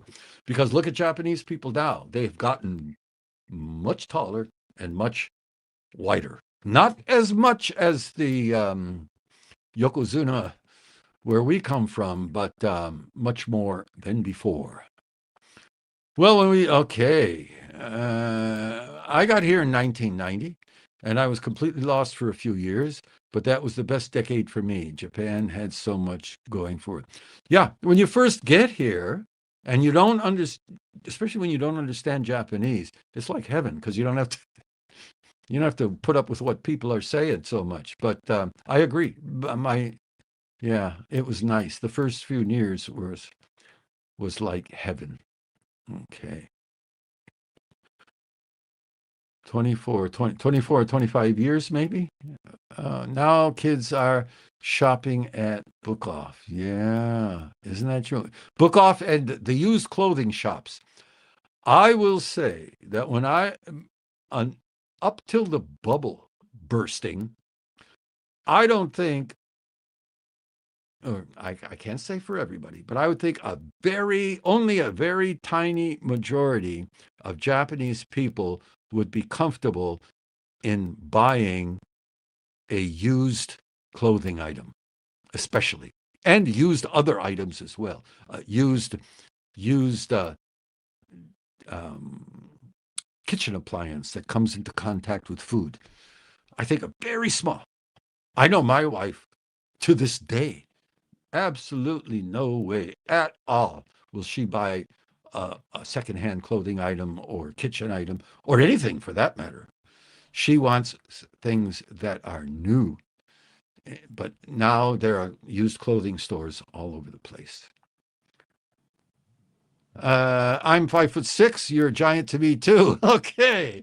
In Tokyo, I always felt short. Of course, I married a short Japanese man, 170 for both of us, although there is a centimeter he likes to claim to be taller. Yeah, there's that too, huh? Okay. 5'6". Yeah, there are a lot of Japanese women, I think, that are around 5'6". Okay. I feel sorry for them on the train when it gets like this and they're like buried in this massive humanity. Ignorance is bliss. Ping pong on that, Dano. I only do anything. I have had bad luck with used things. There's that too, right? I think I knew an American lady who married an Udatsu back in Chiba, Lisa Ward says. Is that you? Udatsu Adventures? Own up to it. They usually break as soon as the store warranty expires after 3 months. Yeah, there's that too. Udatsu, is that you? Shred Edwards says, I love the recycle stores, but my wife has never stepped a foot into one. Yep, it tracks. What I'm saying tracks, doesn't it? Talking about, I don't know if it was an Udatsu. There are only 13 of us in the world. All from Iriomote. Oh, I don't even know where that is. Iriomote. Okay. but my husband aunt's married and moved to Osaka. Okay. Now, back on this, getting along with Japanese people. I've learned a lot since I started this channel. Now, when I first started, doing this live stream, I like to keep open. I don't care what people say, unless somebody gets really rambunctious, then maybe I'll kick them out. But on the channel, I started it thinking I'm going to be totally open with the comments, and I'm never going to take away a person's right to comment. And I didn't for the first, I don't know how long. And then recently, right around, all right, the channel this month is about 6 months old. I'm going to announce that. And we're just over the 3,000 subscriber mark, which is great. I thank you all. I'm forever at your debt. And we're just starting to receive a tiny bit of money from YouTube. So a lot of milestones are being reached. But another milestone that has been reached is in the comments. To me, the comments have become very, very, I would say, hostile. Not everybody, but some percentage, and it's hard. It's becoming depressing to read the comments. Now, some people are hostile with each other. Some are hostile to me. And I am slowly becoming less inclined to take part in the comments. I just wanted to announce that here. I will glance through the comments, I think. And if there are really good comments or really, topical comments, I'll reply to them. But I'm not going to try to apply to all the comments anymore, because I had a guy, when I did that last video, I had a guy come out and said I was a shill. I don't know who I'm shilling for, but by making that comment, he said I was a shill and all of my information was outdated. That's, he seemed to be venting about something. But there was also, what's most disturbing to me is some of the comments I get from Japanese readers. And I know the Japanese because they write in Japanese. And some of the Japanese readers are very hostile. The one when I did that that video about leaving Japan and coming back, as all of you know, as native speakers, I was trying to say what a great place Japan is, right? But one guy said, "Well, you said in this video, Japan is not perfect. Well, why don't you go back to?" I thought, Japan is not perfect, as we all, as native speakers, know. It's just like a throwaway line to add some kind of veracity to what I'm saying. If I'm just saying Japan is good, people are going to start going, wow, what a wacko. So you almost have to say, oh, Japan is not perfect, but as a qualifier. And another person's, I said I left because, in Fukuoka, there was garbage in the street and stuff like that. He said, oh, this video is dumping on my hometown, Fukuoka. What's the matter with you? Oh, wow. And one of the most recent one was probably one of the ones that I had shaking my head. One guy made a comment and he said, oh, and he wrote it in Japanese. He said, oh, you foreigners. Are you turned away at any restaurant because you're a foreigner? Are you saying that no one will sit next to you on a train? So I replied to him. I said, well, these days I never get turned away at a restaurant, though in the past, long ago past, I was not a restaurant, but a drinking place. And I said, after as far as your remark about Japanese people not sitting next to foreigners, It does happen. I have news for you. It does happen. And he told me I was paranoid for thinking that way. And I never thought that way until recently because it has been happening recently. And he said, all right, are you ready for this? He said, the reason people don't sit next to foreigners is because Japanese people are so polite that they are taught to allow some space between themselves and others so they don't bother people sitting next to them. Now, I'm not going to say what I thought about that, but I'm going to sit back and say what you think. Okay. And in the meantime, I'll go back to some of these comments that have been coming in. And Ed Noy says, book off. It's not even cheap anymore. And you say that you like the 60s the best, which I'm jealous of. Japan used to be young and energetic, and that must have been an awesome time. Yeah, it was. You know what strikes me the most about now and then? Empty playgrounds. Every place I go, I see a playground, and there are no kids playing in them. Oh, virtually no, I should say. Some places there are, but man, oh man, where are all the kids? Who am I going to yell at to tell them to keep off my lawn? Even the Tokyo American Club was fun back then. Okay, that's outside of my pay grade. I've been there a couple of times as a guest of a friend who was a member there, but I have never been a member myself. Woohoo! Yeah, you sound happy. Good morning, Schindler. I was just thinking about you. We were talking about what was it? Was it about visas or something like that? And I thought I needed your expertise. My wife loves to recycle shops. I say it's better to buy new. Yeah, especially clothes. I don't like to buy clothes, usually. Okay.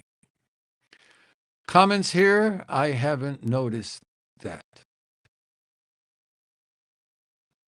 Oh, not the comments I was just talking about wasn't here.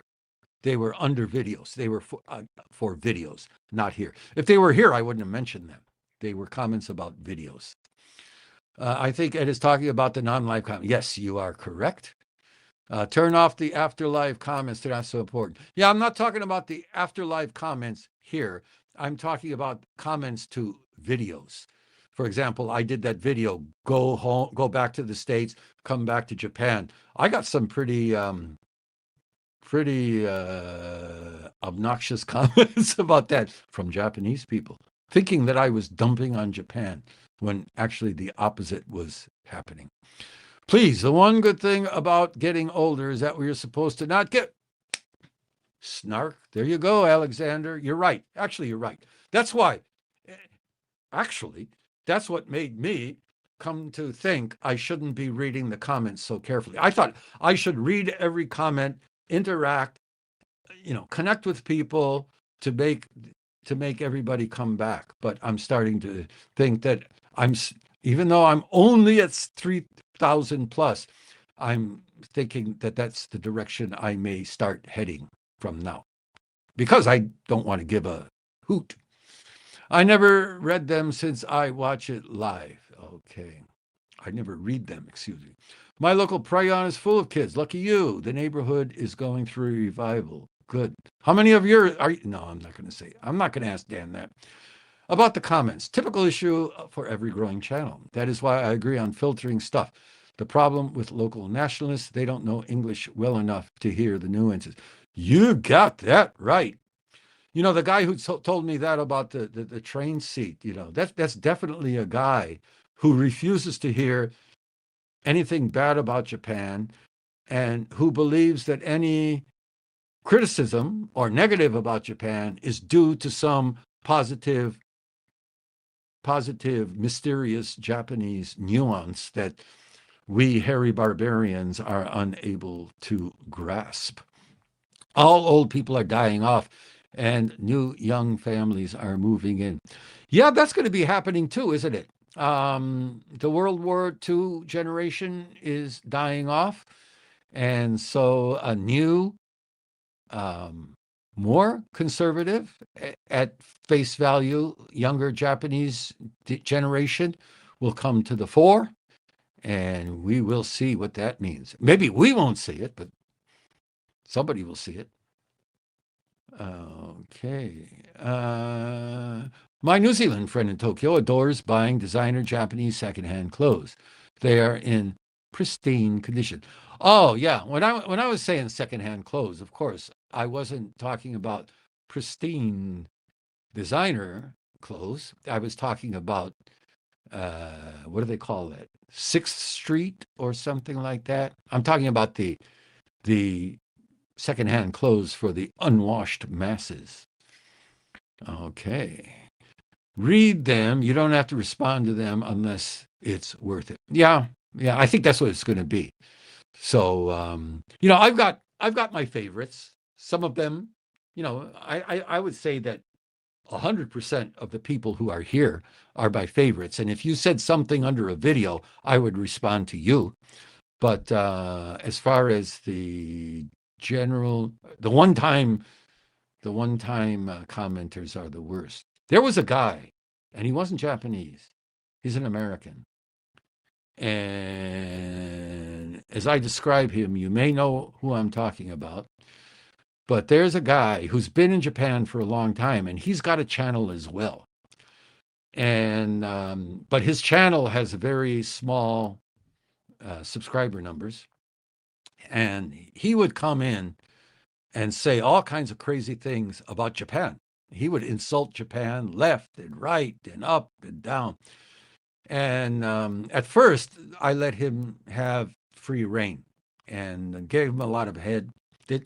Gave him a lot of head. I mean, that's in the horse riding term. So get your mind out of the gutter. But he got really rambunctious, and Japanese, a bunch of racists and all that kind of, and I didn't take what he said down. But then, all of his videos on his channel are all that kind of content. And there are videos of Japanese people yelling at him and him yelling at Japanese people. But this guy made the big mistake. He started posting comments on my channel and including lists of links back to his channel. So he was trying to ride the popularity of this channel to increase the viewership of his channel. And needless to say, he's no longer with us. So my neighborhood is the best kept secret in Tokyo, an excellent place, convenient, and lots of nature. Yes, it is. It is. It's outside of the hustle and bustle, nice, but with all the conveniences. Yeah. The problem with clothes and secondhand stores is that they are mostly owned by people who died. That is a bummer, and you know as well as I do how Japanese people feel about even renting an apartment where somebody has died. So, okay. Not me. I ain't gonna die. Not gonna. All right, Ed Noy, we're gonna be around here. We're gonna be around here for a while. People keep saying to me, "How long do you want to live?" And I said, "I want to outlive Kinsan Ginsan," and I think they lived to 106 or something like that. I have friends amongst the old school Uyoku, and even they despise the new Japan first so-called new generations of nationalists. Okay, I will say this, and I never said it from me because I don't want to sound like I'm boasting about something that may not be a positive. But that is one thing too about the late 1960s Showa era that was really nice. And that is that even people like the Uyoku or Yakuza had an admiration for Americans. And Japanese people in general had a big admiration for Americans because America in those days was still moralistic. It was still honest. It was still upstanding. It was still trying to do the right thing and shooting for the stars, if I may say. 1969 is when Apollo went to the moon. Now, these people were, like I said, even Yakuza, mean-looking people, tattoos, missing a finger, they would see in America and they go, and start talking to you and want to know you and get to be your friend. Of course, you had to stay on their good side. You didn't want to start pushing them around or saying to them, "Oh, if you weren't such a jerk, you wouldn't have lost your little finger," So, oh, you're talking about the nationalists. Well, that's what I wanted to say about Uyoku and Yakuza, but I didn't get to the end of Alexander's comment before I started shooting my mouth off. Sorry about that, Alex. So he said they don't like the new generations of nationalists. And Tokyo Dan says, why? And which is a good question. So if you want to weigh in on that, it would be good. So rejoining the chat, talking about apartments for people who have died in the apartment. There's a name for it. Yep, something like that. Jiken or something. Yeah, there is a name for it, a specific name, and they have to. They're supposed to. I just clicked something, and I don't know where I'm at. Okay, I'm a little bit back. Just a minute, please. I think I have to click here. Okay, I lost my screen there for a while. All right. So yeah, I think that this has to be stipulated on the ad for the real estate property or something like that. And they're supposed to be really cheap for either purchase or rental. My wife likes to going to resale shop, and I make this. Greg, you're so cruel. I see dead people. Yeah, and old Bruce Willis didn't even catch on until the end that he was dead.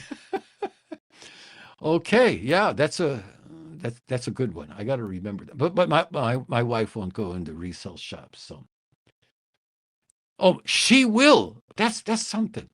She won't go into a reseller shop to buy, but she will go into a reseller shop to sell. That's interesting, isn't it? But I notice, I mean, am I wrong? I notice that if I go into a clothing reselling shop, that's not, of course, the prime goods kind of shop. There is a kind of odor, fragrance that's not.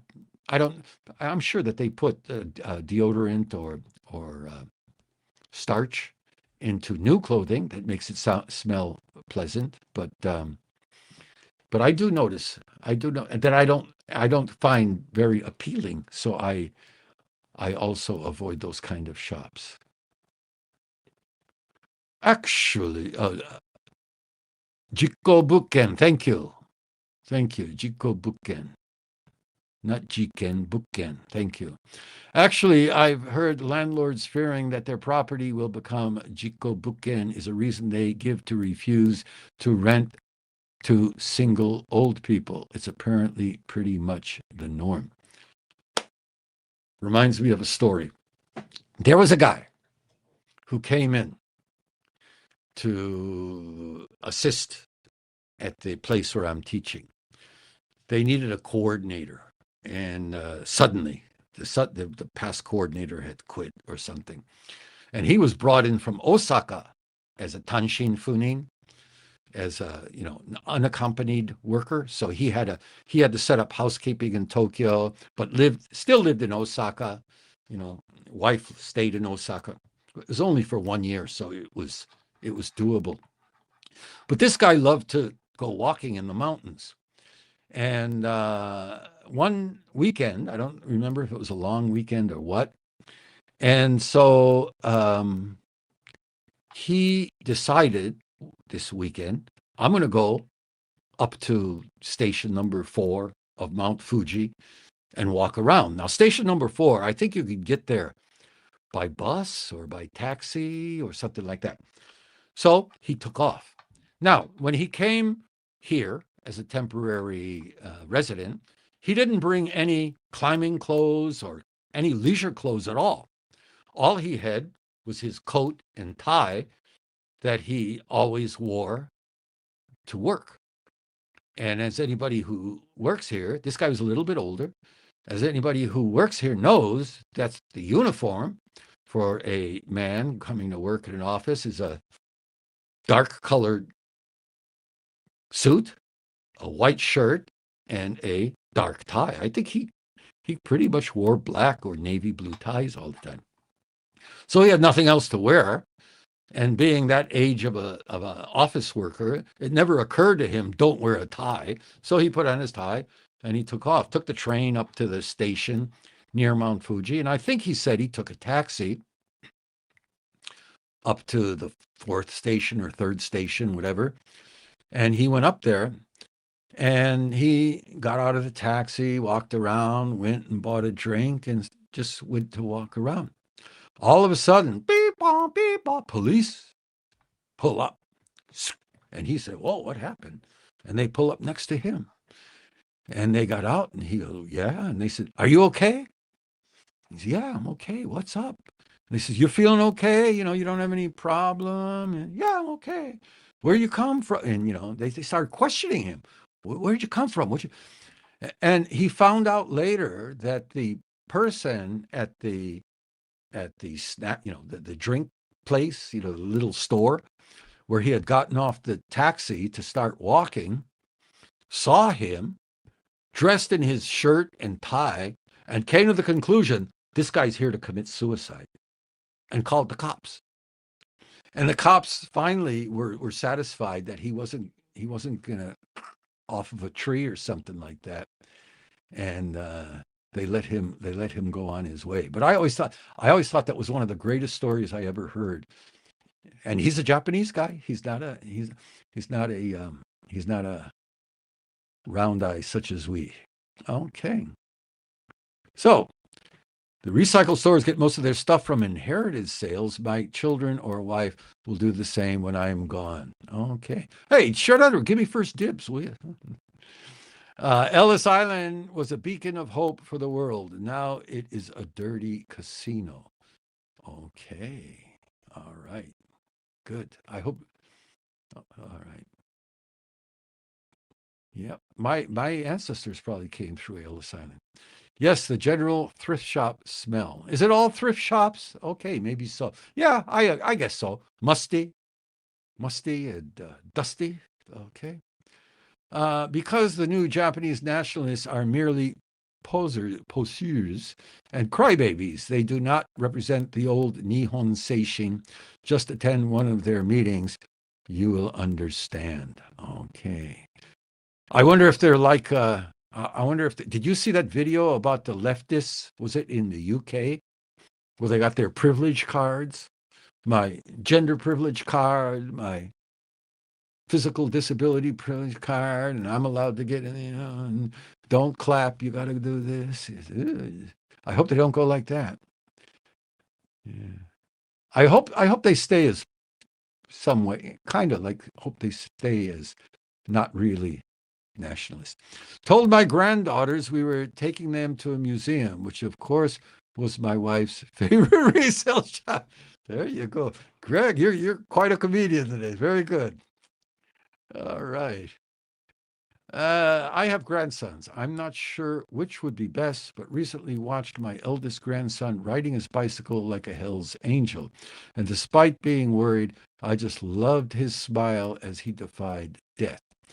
Well, regardless of the stuff that they're trying to feed us these days, boys will be boys. That's what are you going to do? Remember how we grew up? I never wore a bicycle helmet, and my head is okay. At least I think it is. But if it wasn't okay, I wouldn't know, would it? Would I? Okay. All right, everybody. There was something else that I was going to talk about. I can't remember what it was. You guys keep distracting me. I mean, interrupting me and distracting. No, I'm just joking. And Dano says, Alexander, that makes sense. It does, doesn't it? Yeah, yeah. It's a very good point. Okay, everybody. Well, if there was something I had to say, I guess I'll remember it. Oh, yeah. Okay, I made a note. I was going to talk about the seating on the train. I'm surprised nobody commented on that.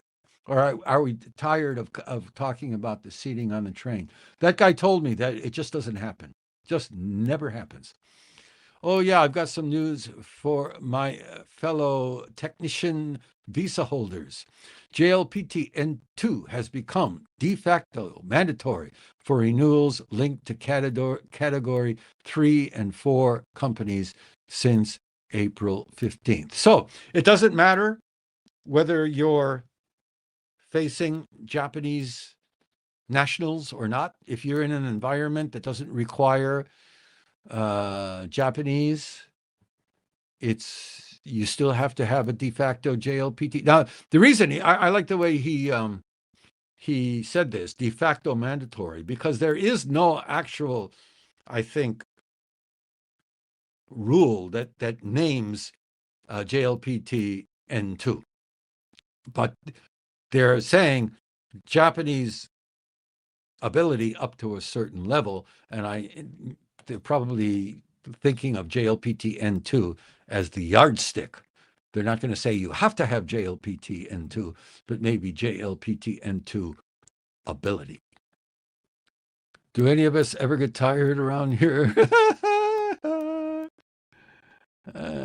Oh, yeah, they wiped the previous 150 hours to get into schools, apparently, too, unless it has specific certification equal to JLPT N5. Okay. 150 hours. Okay. I don't know what that is referring to. Oh, 150 hours of previous Japanese training? Okay. Okay. If your work requires Japanese, you need to have N2. All right. Which is, it was like this, I don't know if you were here, Schindler, but we had a thing. We had an article we were looking at about a factory that processed vegetables. Let me see if I can get that back up there.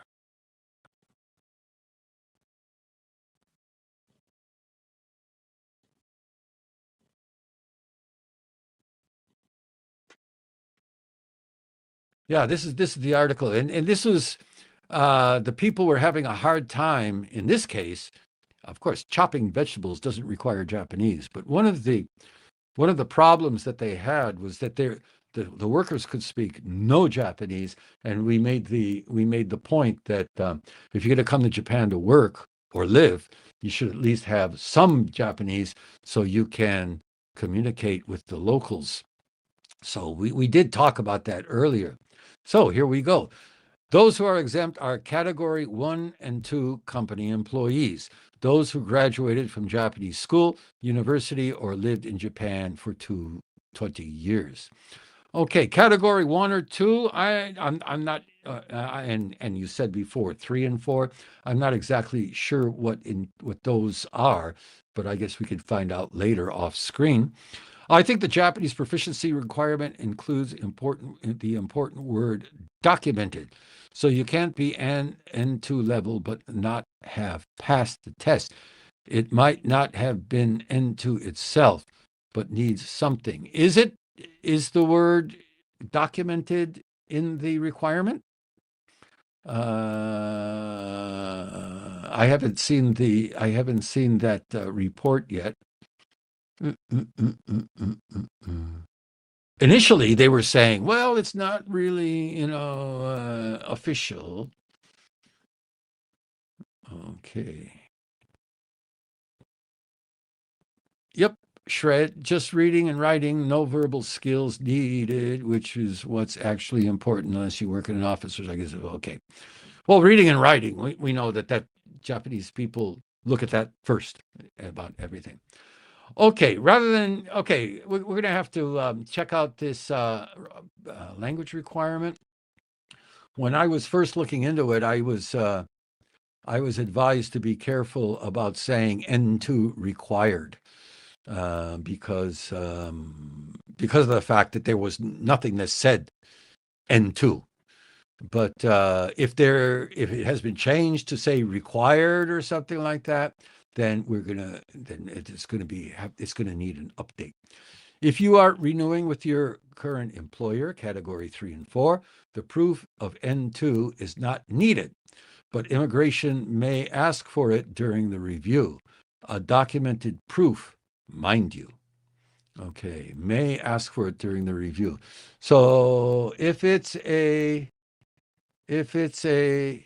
take it easy, Alex, we'll see you around.